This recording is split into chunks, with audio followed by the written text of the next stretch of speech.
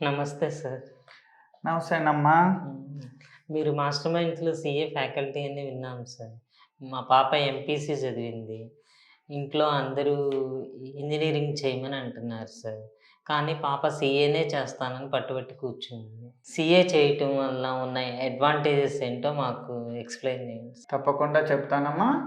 ఈ మధ్య కాలంలో మీరు వినే ఉంటారండి. సీఏ, సీఎంఏ కోర్సులు ఈ ఇంటర్మీడియేట్ ఎంపీసీ, బైపీసీ తీసుకున్నటువంటి స్టూడెంట్స్‌కి ఒక వరం లాంటిదండి.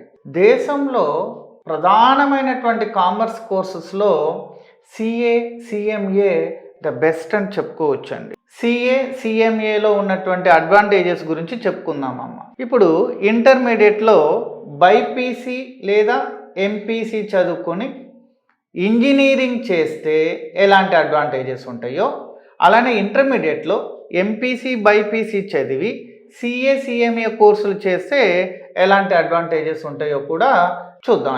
బీటెక్ మరియు సీఏ, సీఎంఏ కోర్సులు రెండు డిఫరెంట్ ప్రొఫెషనల్ కోర్సెస్ అండి. బీటెక్ చేయాలి అంటే ఇంటర్మీడియట్లో ఎంపీసీ అనేది ఎవరైతే చేస్తారో వాళ్ళు మాత్రమే అర్హులవుతారు. అయితే ఇక్కడ మనం సీఏ కానీ సీఎంఏ కోర్సులు కానీ చేయాలంటే ఇంటర్మీడియట్లో మీరు ఎంపీసీ కావచ్చు, బైపీసీ కావచ్చు, ఎంఈసీ, సిఈసీ ఏ కోర్సు చేసినా సరే ఆ స్టూడెంట్ అర్హులే అవుతారండి. ఇంటర్ తర్వాత బీటెక్ చేయడానికి 4 సంవత్సరాలు పట్టిద్దమ్మా. కానీ మీకు మంచి ఉద్యోగం రావాలనుకోండి, ఈ బీటెక్ సరిపోతుందా? సరిపోదు. అప్పుడు ఏం చేయాలి? ఇంకో 2 సంవత్సరాల పాటు మీరు ఎంటెక్ కూడా చదవాల్సి వస్తుందమ్మా. ఇప్పుడు నువ్వు సీఏ చేయాలి అని అనుకున్నావు. సీఏ చేయటానికి సుమారుగా 4 సంవత్సరాలు చదువుకుంటే నువ్వు పాస్ అవ్వటానికి అవకాశం ఉంటుందండి. కొంచెం శ్రద్ధగా చదువుకోవాలి. అలానే సీఎంఏ కోర్సు చదవాలన్నా 3 సంవత్సరాలండి సుమారుగా. పాప కనుక జాగ్రత్తగా చదువుకుంటే 3 సంవత్సరాల్లో సీఎంఏని కంప్లీట్ చేసే అవకాశాలు కూడా ఉంటాయండి. బీటెక్ జాయిన్ అవ్వాలి అంటే ఎంట్రన్స్ టెస్ట్ రాయాల్సి ఉంటుందండి. ఇందులో మనకు వచ్చిన ర్యాంకును ప్రకారం కన్వీనియర్ కోటాలో వాళ్ళు ఏ కాలేజీలో కనుక సీట్ ఇస్తారో అక్కడే వెళ్ళి జాయిన్ అవ్వాల్సి ఉంటుంది. అయితే సీఏ, సీఎంఏ కోర్సులో ఈ ర్యాంకింగ్ విధానమే లేదండి. పాపకు నచ్చిన కాలేజీలో జాయిన్ అవ్వచ్చమ్మా. ఇది అడ్వాంటేజే కదా మరి పాపకి. డిగ్రీతో కంపేర్ చేసినట్లయితే అమ్మ సీఏ, సీఎంఏ కోర్సులు అనేవి కొంచెం కష్టంగానే అనిపిస్తుంది.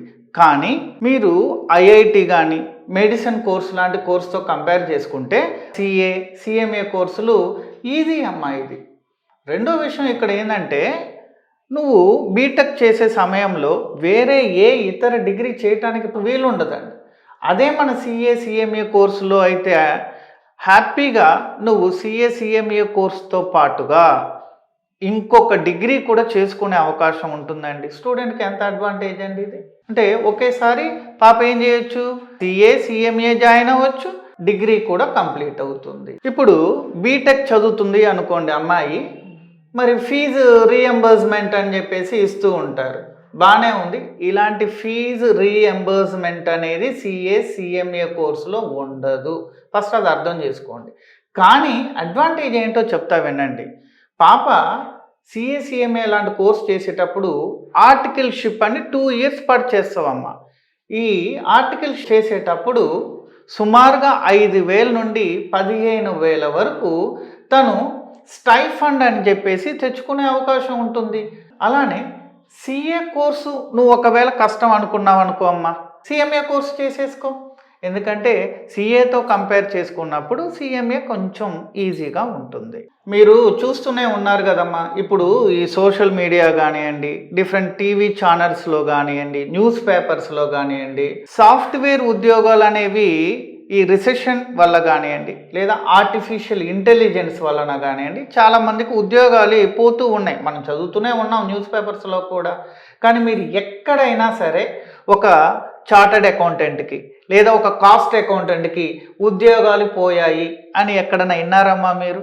అదండి ఈ సీఎంఏ, సీఏలో ఉన్నటువంటి గొప్పతనం అమ్మ. ఇప్పుడు కొన్ని ప్రెస్టీజియస్ గొప్ప గొప్ప ఇంజనీరింగ్ కాలేజీలో పాపను జాయిన్ చేయాలన్నప్పుడు మీరు ఎక్కువ ఫీజులే కట్టాలి.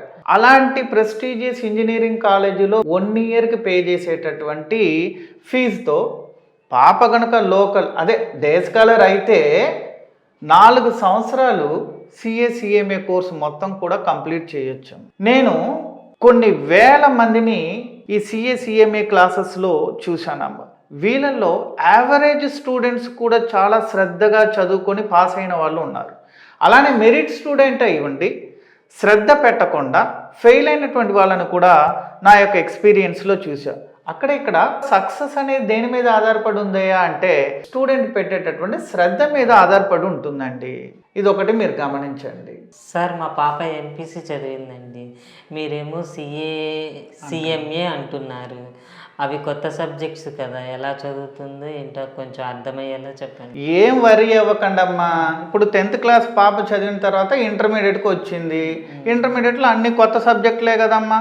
అక్కడ ఎలా నేర్చుకుందో రేపు ఎంపీసీ నుండి సిఏ కోర్సులకు వచ్చాక కూడా కొత్త సిలబస్లు అయినా అలానే నేర్చుకుంటుంది. ఏం ఇబ్బంది ఉన్నదండి.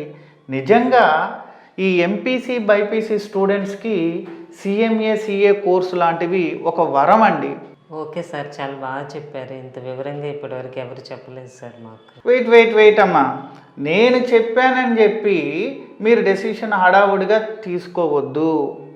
మీరు తీరా విచారించుకొని తర్వాత మీ ఓన్ డెసిషన్ తీసుకోండమ్మా. ఇక్కడ ఇంకో మాట ఏంటంటే సిఎంఏ కానీ సిఏ కోర్సుకి ప్రతి సోమవారం కొత్త బ్యాచెస్ మా దగ్గర స్టార్ట్ అవుతాయి అమ్మా.